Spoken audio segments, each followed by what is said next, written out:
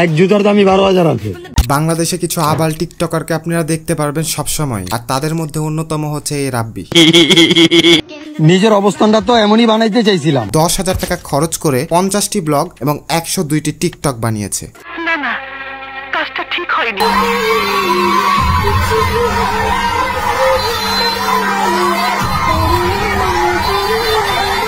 এই মনে করেন আমি প্রথমবার মনে করেছিলাম যে সাকিব খান চলে আসছে, কিন্তু না, দেখছি এ তো সলেমান খান।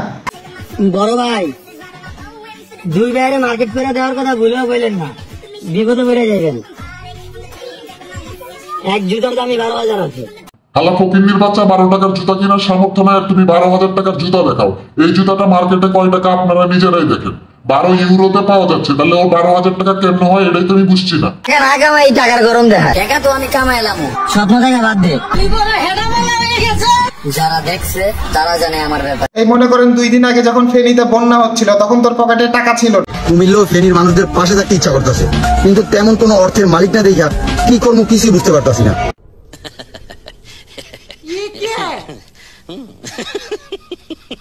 দেখেন, এদের মতো প্রকৃত আবালদেরকে মিউজিক ভিডিও বানান অথবা কন্টেন্ট ক্রিয়েশন করেন। এদের মতো টিকটকার দেখলেই যেখানে পাবেন সেখানে থাপড়ায় 2টা গাল লাল করে দিবেন।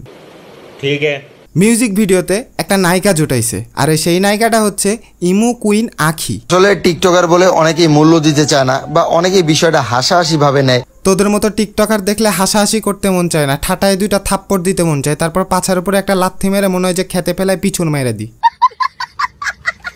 দেখেন, রাম ছাগলের মতো চুল রাখবেন আর কোদালের মতো দাঁত রাখবেন, তাহলে আপনিও হয়ে যাবেন টিকটকের কন্ট্রোল।